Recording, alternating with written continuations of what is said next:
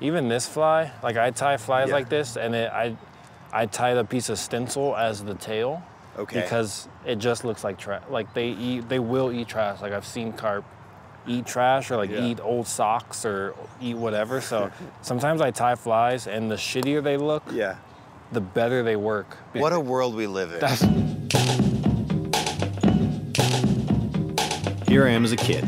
Now I'm a washed-up pro snowboarder, dad, and curious food nerd, hell-bent on new adventures. I'm Josh Rosen. Food and adventure have led me to some of the most interesting places. So we're off on a mission to source the freshest ingredients, all while taking it in through the lens of the locals. And each adventure ends with a feast. This is dirt. Fire. Water. Earth. Air. 15 mountain ranges ripple through this state and 4 of America's greatest rivers. The Utes, prospectors and pioneers, hippies, climbers and river rats were all drawn to this wild terrain with promises of gold and adventure, possibility and play. 11, 12, 13, We've made it 14, 15, to Colorado, friends. 17, 18, 19. We're here, where the beer flows like wine, and supposedly beautiful women instinctively flock like the salmon of Capistrano. I'm talking about a little place called Aspen. At a trailhead just outside of town, we meet our chef for this journey, Barclay Dodge. And he's taking us on a foraging mission to one of his favorite spots. Oh yeah, sweet. What are we, oh, look at that. So wild asparagus. Beautiful. There's actually quite a bit. They say it's not really wild because it's not indigenous, so they think it just flew out of someone's kitchen window. But it comes back every year, it's a perennial. Foraging is one of Barclay's obsessions, and this is the canyon that started it all. I started foraging in 1996. This is the first tree I picked my first pine tip from, like 20 years ago. That is a burst of flavor. Right? You're so citrusy. Overgrown trails and critters abound. Not a person in sight. Oh, hey, Mr. Tick. Asparagus, spruce tips, cow parsnip, stinging nettles, and this leafy garnish are everywhere. This is what we came up here for. This is the watercress. Still young, soft. It's like perfect. Right? 10 minutes of clipping, and he's a week's worth of watercress for his restaurant. I moved here with my mom and my sister. We piled in the station wagon and headed west. It was kind of like an iconic scene. Kids fighting in the back seat the whole way, new stepdad in the front seat. But it was a tough move here at first. You know, this is a small, exclusive little town, Aspen. His childhood here taught him his way around the woods and the kitchen. Because we're growing up in a tourist town, you know, the jobs are like restaurant, retail, and construction for summertime jobs. But I've always been cooking. Barclay cruised through culinary school and then to prestigious kitchens around the globe. But like me, his urge to be in the mountains never left. This place really draws you in. And you know, a big part of it too is the lifestyle is really unique here. You know, there's a saying here, it's called the Ute curse. And the curse is, we all come back. Barclay's restaurant, Bosque, is a tribute to this place and a tribute to the wildness that is Colorado. Our inspiration for the restaurant is nature and being out in the woods. That's really what we're trying to represent, is our environment to the client. And at Bosque, they are literally bringing the forest right to your plate. Pistachio, peanut, hazelnut. Cocoa miso? Cocoa, yeah. He gives us spent cocoa shells. Yeah. And we turned it into miso. Break a piece off of that. That is a very unique depth of flavor. It's just barley, koji, salt, water, and cocoa. Lacto fermentations, garums, misos, we're surrounded by a world of flavor. Fermentation is the complete backbone of our entire flavor profile. Wild foraged plants, fermentations galore, and a team of happy employees. Barclay's put in the work, and Bosque has a Michelin star to prove it. Me and my team, we go out in the woods a couple times a week to go foraging. This is where we kind of like reset ourselves and is literally at our back door. This is our inspiration, being out here in the woods. I love the wild. Well, there's this stress in the wild, and the food is just different. Let's have a quick trailside cookout with the master himself.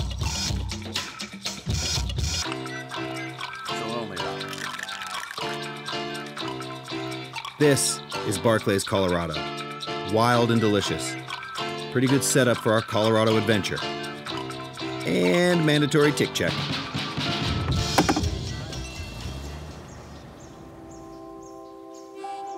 Just up the mountain from Aspen is Independence Pass, which sits on the Continental Divide, an imaginary line that follows the highest peaks from Alaska down to the Strait of Magellan. The snowpack that melts off the western slope will make its way to the Pacific Ocean through a network of rivers. And these are the headwaters of the Roaring Fork River, one of many that are the lifeblood of this region. Where there's water, there can be farms. Chef Barclay is sending us off by taking us to two of his local favorites. Welcome to this magical microcosm at the base of Mount Sopris, known as Sustainable Settings. I'm Josh. I think I've seen you on the live screen. Nice to meet you. We're both flavor seekers. Sure. He's one as a farmer and a steward to his land, and I'm one because I'm a chef. And that's something we really have in common. So the food that's coming off of this property in particular is like no other. It's just jacked up with flavor and energy. I might look like a farmer or a rancher, but I'm predominantly motivated in life by flavor. Brooke believes in giving back to the land, and especially the soil, in order to grow nutrient-dense produce, grasses, and milk. So when you came up, I was just posting the June biodynamic calendar. Okay. And we run off of these rhythms. Planting and harvesting with the rhythms of the moon and the rest of the cosmos is just the beginning of what makes this place so special. Biodiversity and soil health are also very important parts of the equation here. The techniques they use to sustain the health of the soil take some explaining. These two gestures are the main polarities that we work with in biodynamics. Crushed quartz crystals filled cow horns, polarities, moon cycles, yarrow-filled deer bladders. It's all part of this holistic style of farming known as biodynamics. Hi. You must be okay. Just letting you know. We're mostly here for these ladies. Happy and well-treated dairy cows raised on lush fields like this. And there's birdfoot trefoil, so sainfoin, dandelion, and clover, and about 8 grasses. We went after diversity and we keyed out all that we had, and then we added new species. So we were after mountain meadow, more diversity, more nutrition. Here's alfalfa. Balanced diet for an herbivore. Right? So that turns into the flavor Yeah, of that milk and cream and butter. it makes sense. Nutrient-rich soil grows superfood grass. Superfood grass makes healthy cows. Healthy cows make delicious milk. So delicious that this milk sells for $30 a gallon and has a waiting list.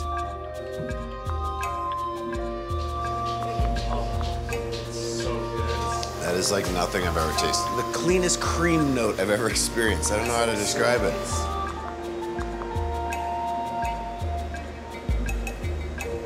That is about the prettiest animal I've ever seen.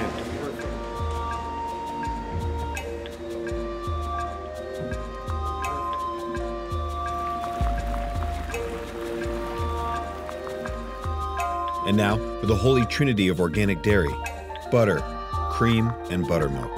Amen. We've learned how these diverse meadows of grass make incredible milk. Now to the hayloft for a taste testing of our own. Our palate out in the field Oh, wow. is another gauge.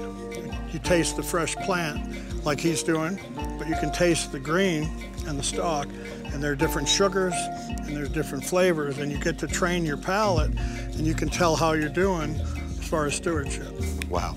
Wow. It's almost like sugar cane. Okay, at this point, I've clearly drank the Kool-Aid, and now we're taking hay as one of our first ingredients.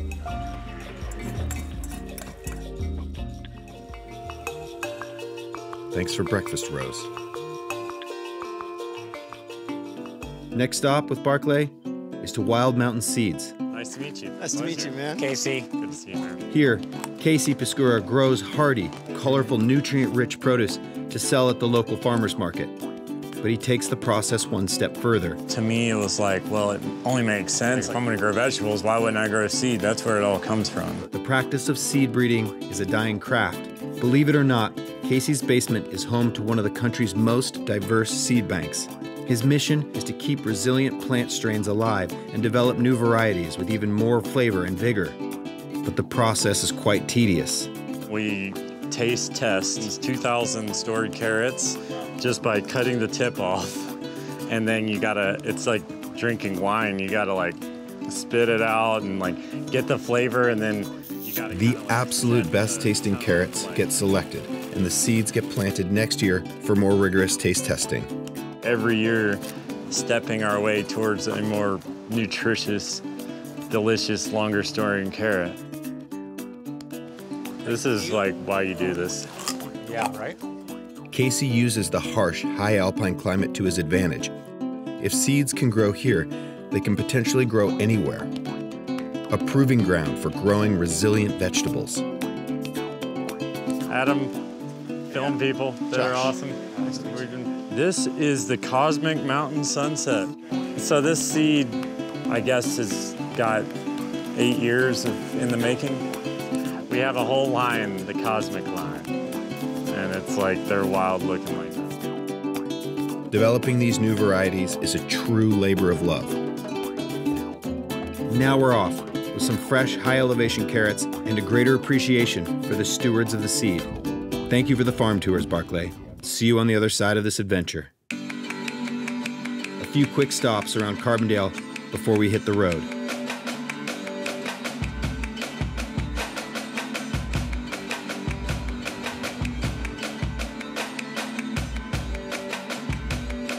Let's not forget the obvious perks of living in a place like Colorado.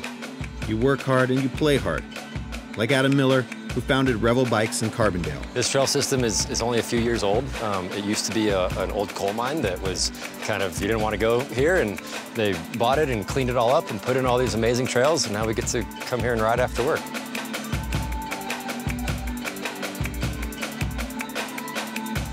It's a pretty special place for mountain biking. I pretty much moved here because of the mountain bike trails. Started my business in Carbondale. When I moved here, it was me and 3 people. Now we have about 35 people at Revel. And really a huge reason is because of the trails we have around here, so. Cheers. Hey, that was super fun. Up and over McClure Pass, and we're rolling into the North Fork Valley.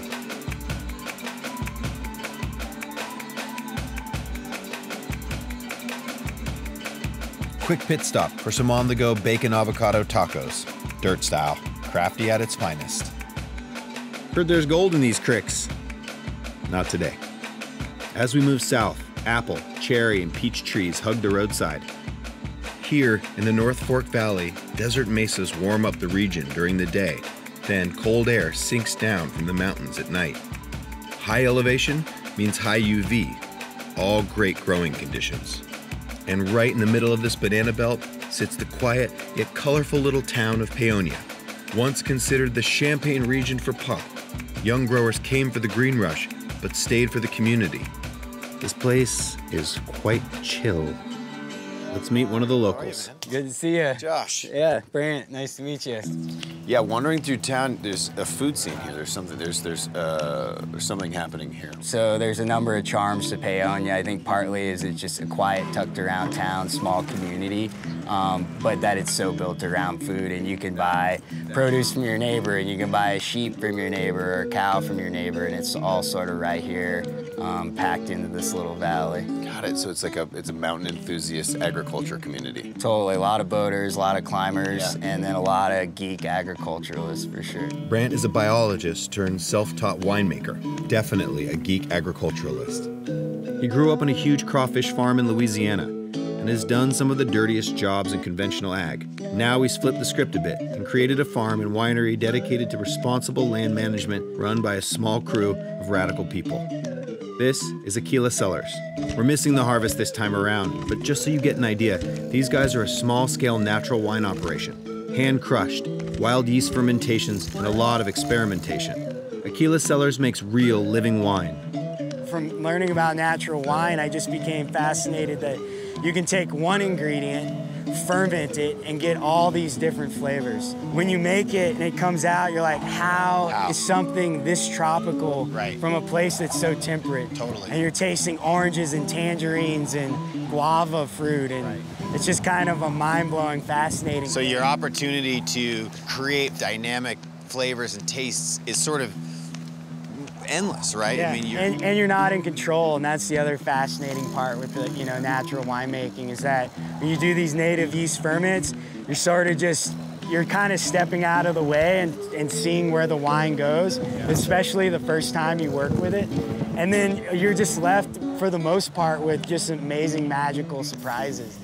Here, the hot, sunny days and cool nights create zingy, acidic fruit, allowing Brant to play around with Pinots, Rosés, plum wine, and cider. Last season, they created 24 different wines from the valley's lush fruit. Blends, experiments, happy accidents.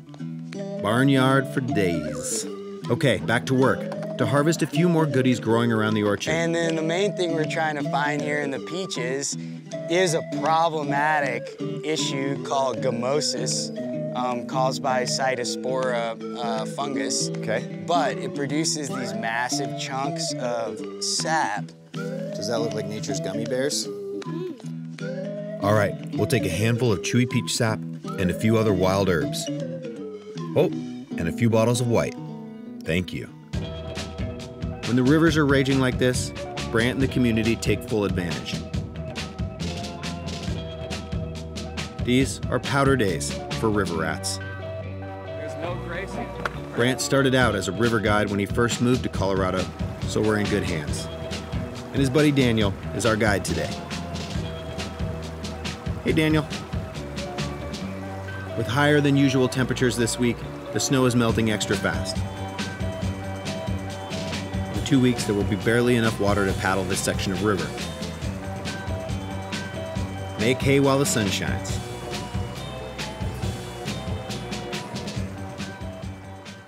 And up the valley we go, to another local farm. Hey guys, Josh. Daniel. Nice to meet you. Great to meet you. Hey.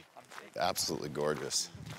West Elk still even have a little bit of snow. Our first ingredient on the farm? There's your rock. Oh! Prehistoric salt rock. Good Lord. This is local salt right out of the ground. And I brought you all a smaller piece to take with you on your journey. And this one is for Daniel because he uses a lot of salt curing up all these pigs. In this community, all the farmers take care of each other.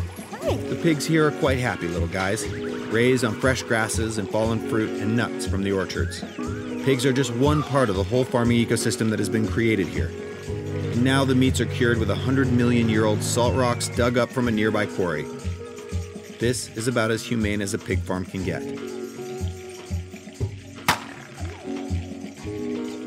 Here, we have a 400-pound Duroc pig. Livers to the kittens, guts to the ducks, skin to the chickens, hooves to the school children. Long story, but they've become a collector's item. Kids these days.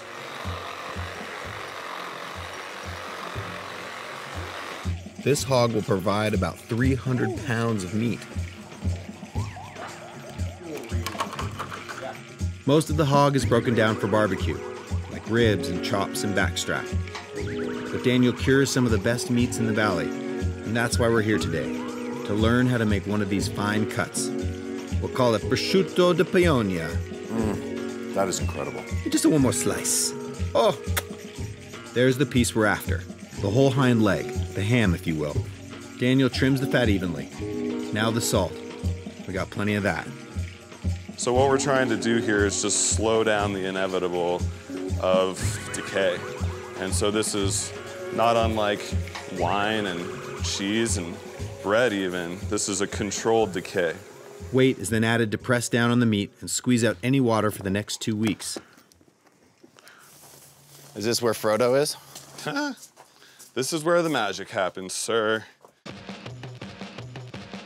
After 2 weeks of salt curing, the leg is hung in this cold cellar for over a year. While the pork is dry aging, the enzymes will break down and tenderize the muscle tissue, while increasing its flavor. Baked loaf out of the oven. Movie magic moment here.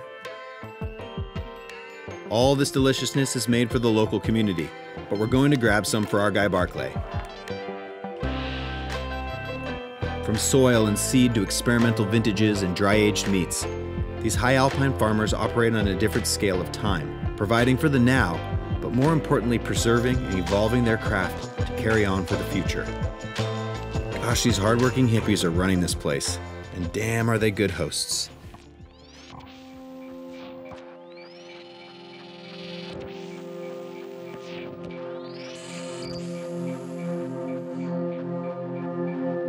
Sometimes, when you're traveling, you see things that you almost wish you could unsee, out of fear that no one will believe what you saw in the first place. This was one of those times. Dozens of UFO sightings have been recorded right in this very spot. Feels like something. And the evidence is clear. For the first time, I feel like I can finally say I believe.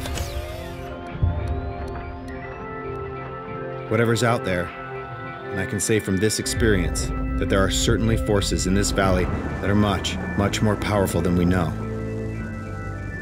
They call this the Bermuda Triangle of the West, the Cosmic Highway, a vast land shaped by wind and water. Here in the San Luis Valley, you have a choice. Fight these forces, or rent you a sandboard and hang 10, baby. Yowie! There's a metaphor in there somewhere, I swear. We're in the largest alpine valley in the world and the sunniest spot in Colorado. A century ago, it was full of small farms with diverse crops and livestock. Now, large-scale potato farms prevail, and they are dealing with their own sets of challenges. Over in the small town of Hooper, water shortage, potato virus, and soil erosion are just some of the issues local farmers are facing. But this family is taking on these adversities by reverting back to traditional farming techniques and going full regenerative organic. The Jones family are fourth-generation farmers, and they're growing over 20 varieties of colorful, vitamin-rich potatoes as their main crop, not your typical russets like all the neighbors. However, potatoes zap the soil of its nutrients. The Jones solution to this problem is a method as old as farming itself, called crop rotation. Here, they alternate the potato crops with heirloom rye grain, which manages to protect but also rejuvenate the soil's nutrients. And unlike most cover crops, they found a market for it. So this is Ryman rye. This is something that we've been growing on this farm for most of my life in some level of production, and we were never selling it. It was just ground cover. We would have cows graze it. We would bale it occasionally. And I don't know, we started working with the chefs, the bakers, and all of a sudden people are like, oh, you have rye? Like, do you want to just bring us some? And they kind of lost their minds over this particular variety. And then through that, we started meeting distillers, like, oh, do you guys grow rye? And we're like, yeah, do you want to buy it? So that started our rye market. So we do rye whiskey. We grow for a lot of millers and bakers across Colorado and the country. Sarah saw an opportunity and turned her rye into a successful side hustle and is advocating for other farmers to do the same.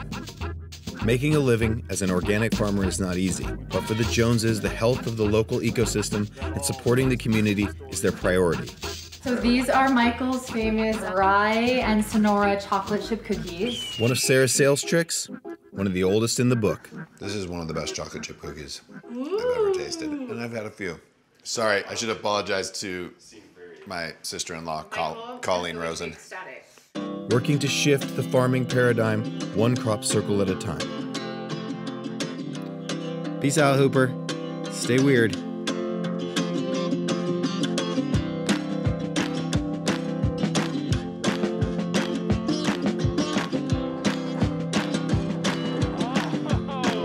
We're making a quick stop in an outdoorsy river town to find an old friend from my New York days. Yeah. What's up, bud? How we doing? Born and raised in Colorado, he built his career in the street photography world of New York City. Now, Peter and his wife have moved back to raise their kid and make art. Mountain life just makes sense to him, like a lot of folks. I get it.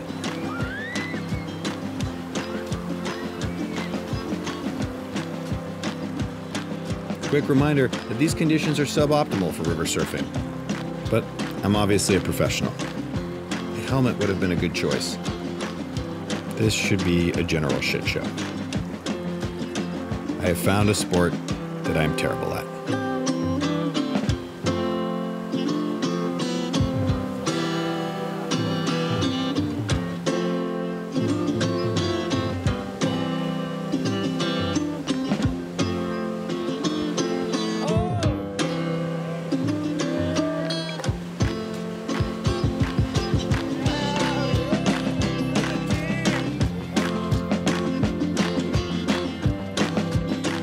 Summer in the Rockies, where the light goes on forever and the activities never end.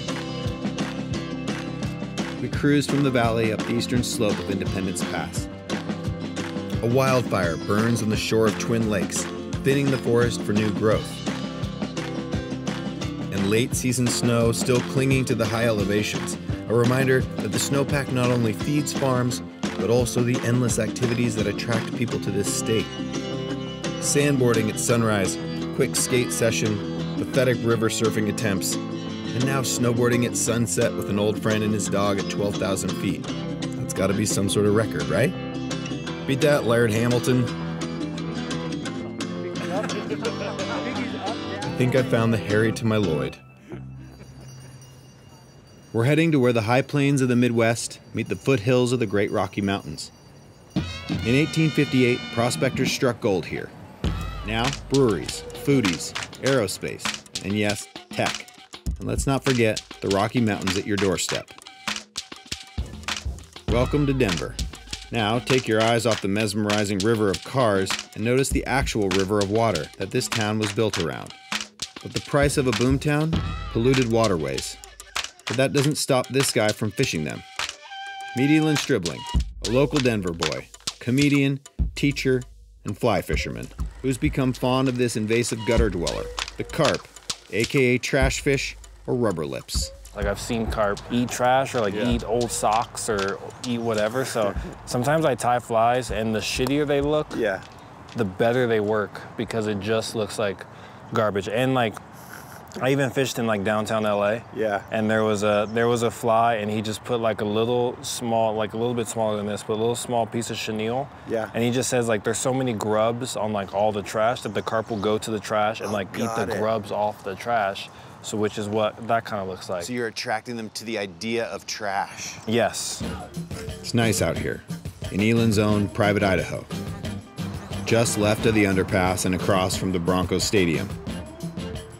When I grew up, my grandfather was one of those grandfathers who would wake me up at 4 o'clock in the morning, turn on BB King on the way to the gas station to go pick up some worms and night crawlers. He would ask me if I want a honey bun or a donut. So he knew the tools. He had the tools. And then we'd go sit on the bucket and cast out and then just wait. And I was like, this sucks. I hate fishing. But I still, would run around and look for bugs and watch birds and still be in nature playing around. This early interest in nature stuck with him. And now you can find Elon teaching that love of nature and conservation to kids in the city. I'm noticing just looking at you that your style is better than mine. And I'm okay with that. This is your spot, this is your day. But this with you just look relaxed, I look like I have a lot of extra things I don't need. Yeah, I'm a very lazy fisherman. Well, lazy seems to work. Look, we caught a healthy rainbow trout. But we were still on a downtown mission for the elusive carp. One more fishing hole. This one has a tad more city funk and a few abandoned shopping carts. Yes! Yes! All right, here we go. It's gonna get crazy. We're walking the dog. We're walking the dog. No, don't go in there. Don't go in there. Just trash, and they smell like shit, and they're slimy. And there we have it, and our den for ingredients secured. Just kidding. We're throwing Blinky, the three-eyed fish, back. See you, buddy. Yes. Yes. Things you never think about. You gotta look out for lime scooters while fishing carp in Denver. See you tonight, Eland. Colorado is an epicenter to beer brewing and malting know-how. And here at Stranahan's, they take that understanding and expertise and translate it into making whiskey. there such a thing as a whiskey dance? If you can think back 20 years ago, there were very few examples of craft distilleries in the country, maybe no more than 20 or so. So it was a really maverick and pioneering idea. And furthermore, to make one product that really the American whiskey consumer wasn't that familiar with at the time, which is American single malt. This is Justin, and he's running the show here at the distillery.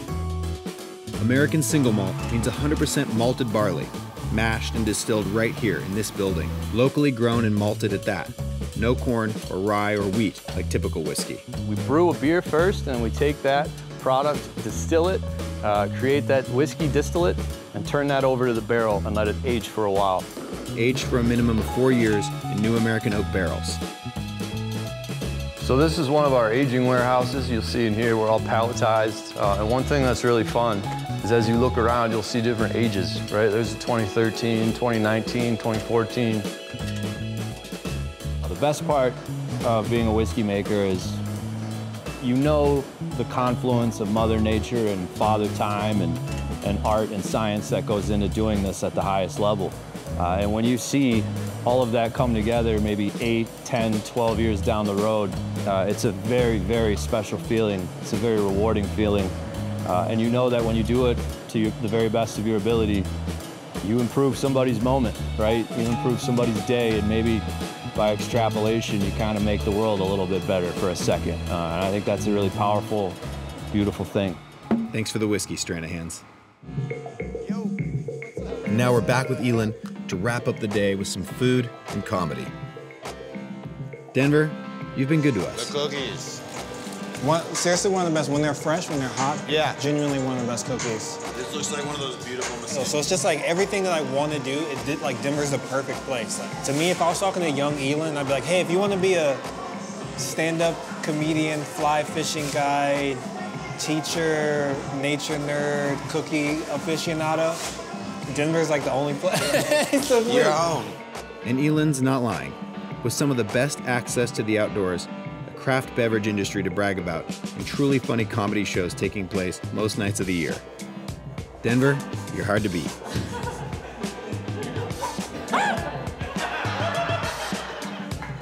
And I'm like, a good chocolate chip cookie will do that. You know what I'm talking about?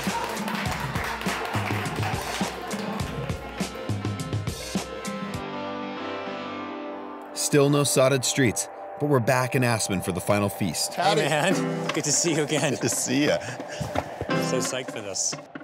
This is what we've gathered over the last week. Oh. And now it's your turn. Way to go. Start peeling these dirty boys. Yeah, that's a good carrot right there. I'm gonna take the hay, just let that infuse for a few minutes. It comes through pretty quick. Why don't you chop? Sir. Just don't cut your finger. I won't, I promise. You won't, I'll finish them off. Let's just strain this off. You have to be careful that it's like overdoing tea. It gets tanned. Hay cream. Wow. It's matcha-y. It is matcha-y.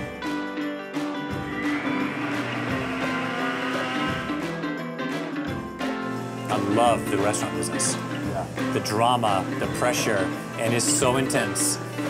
But you always know you're going to get through it. Isn't that beautiful? Every day you get to accomplish sort of the impossible. Vegetable marrow. This is a very high-end, beautiful frogs on a log. Is that what you called them growing up? Okay, nettles, quick blanch. Is one of the greatest greens. It is a good green.